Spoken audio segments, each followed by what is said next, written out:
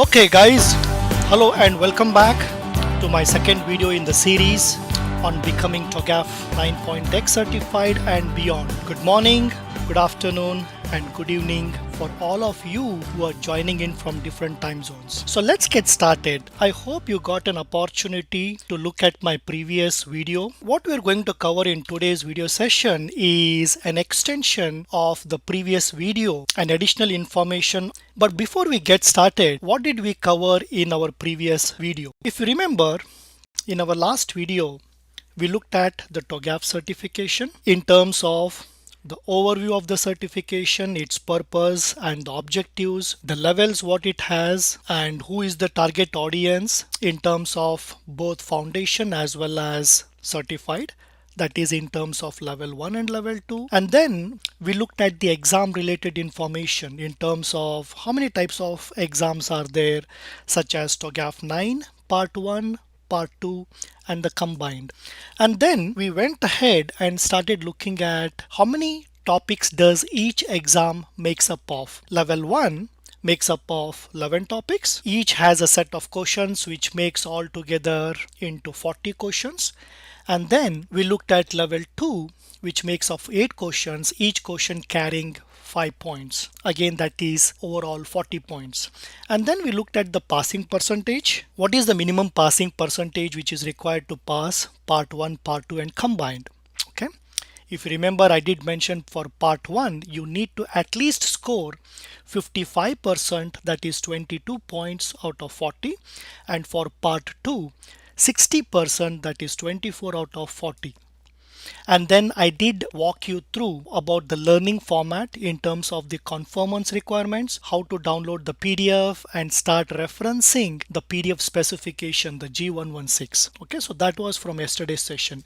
So let us get jump started what we are going to cover in today's session. Paths to certification. As you can see on this slide, once you begin, you will attempt TOGAF Part 1 exam. As you pass the Part 1 exam, you will be certified at a foundation level. Okay, you will be called as level 1 certified or foundation. And then as you move to part 2, remember for part 2, foundation is a prerequisite. Once you complete the foundation, you will attempt the part 2 and then you become TOGAF 9 certified. Okay. And then there is another option of you taking the exam in a combined manner. Okay, you will be taking both TOGAF 9 part 1 and part 2, which is known as combined. So you have multiple options here.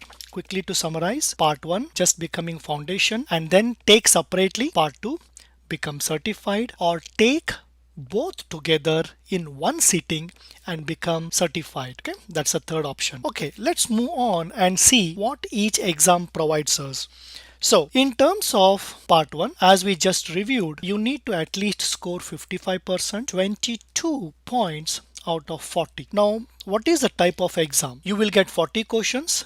It is in a simple multiple choice format. What it means is, for a given question, you may have 4 to 5 options. Okay, either 4 or 5 in some scenarios. Then you need to pick one correct answer. Okay, so there is one correct answer. Okay, and pay attention, there is no negative marks, there is no negative marking, and it is a closed book format. What it means is, you don't have to refer any books. It's a simple question and you need to select one from the options and you need to make the choices. So this is 1 hour exam. This is 1 hour exam. You will be given 1 hour. Let's move on. What about part 2? Part 2, minimum you should score 60%, 24 out of maximum 40 points. Remember, it is made up of 8 complex scenarios. So they give a scenario, they describe a scenario in the form of a question, and there'll be 4 complex answers. You need to pick one among them. It is known as the gradient scoring. Okay, what that means? That means the first best answer what you choose will score 5 points. The second best 3 points. The third best 1 point. And the distractor, what it is known as, carries 0 points. It's a complex scenario question and 4 complex scenario answers. What about the combined? The combined is you go attempt one sitting for both the exams. It's a single exam wherein you try to achieve. Okay, what it is known as, it consists of 2 sections. part 1 and part 2. Now pay attention to this one. Each section must be passed in order to obtain an overall pass mark. You need to pass both the sections. Just in case if you fail a particular section, it doesn't matter whether you could pass part 1 and you could fail part 2 or vice versa. You need to retake, okay, the failed section. Okay, these are the 3 examinations what we have as an option. Let's move along. Now, what is the study path?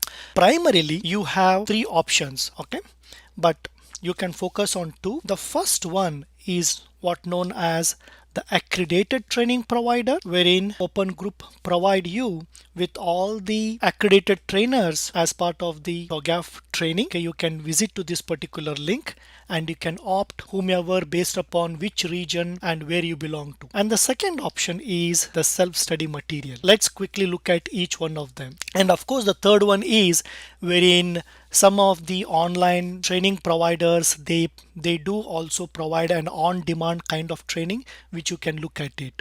Okay, but primarily I'll focus on accredited training provider and the self-study material. So let us look at what it looks like. The first link what I'm going to share here is TOGAF 9 accredited training course calendar.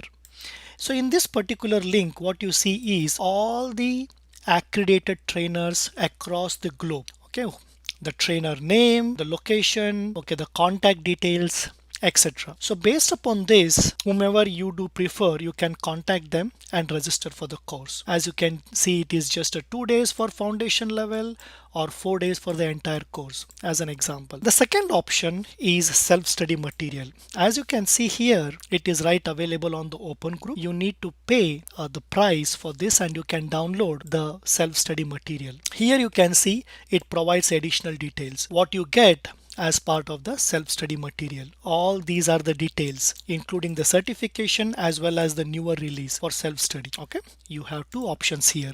And what I will do is similar to the first video, I'm going to provide all these links as part of the YouTube description. Okay, let's continue. Now, these are some of the very important frequently asked questions and below are some of the links. Okay, so let's quickly review here. What you see for part 1 exam, is there any prerequisite? No, there is no prerequisites. What about part 2?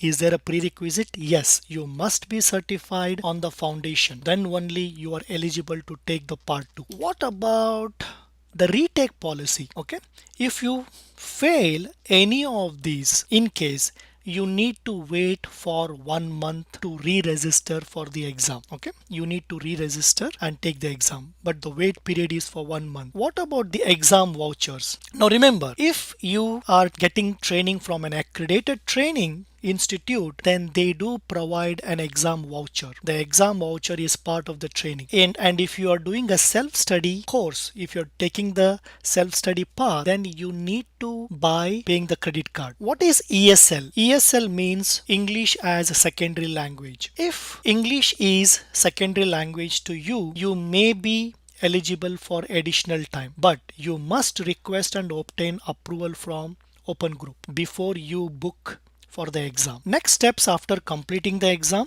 Generally, as soon as you complete the exam in the exam center, the results will be announced immediately. Okay, and they do send the results to Open Group. Okay, so by the time Open Group receives and they enable in their system, it is roughly around 6 working days. Okay, Open Group doesn't work during the weekends as well as the holiday period. And what about the renewal policy? For TOGAF 9, which is the current version, there is no renewal required until they upgrade to a major next version. Okay, let me share here quick links. The first one is exam related FAQs, exam fees if you're doing the self-study path, English as secondary language, taking an exam. Okay, this is basically how to go ahead and book with an exam provider. And after you successfully complete your certification, how to go about and register yourself with Open Group and the directory of certified people. In this particular link, you will be able to see all the current certified professionals. Okay, so let's quickly review one link at a time. So the first one is exam related frequently asked questions. Here you will see there is a lot of information about all the exam related questions you may have, the exams and results, exam registration problems, and so on and so forth. I definitely encourage you to visit this before you book your exam, the exam related frequently asked questions. The next link is about examination fees. Okay, since we are primarily interested in TOGAF exams, you can see here for part 1, for part 2, and for combined. Okay, as you can see, combined is less priced compared to part 1 and part 2. Okay, these are in US currency, US dollars. The next link, what you see is English as a second language. You will be eligible for an additional 30 minutes once it is approved. You must pay attention to the one which I'm highlighting here.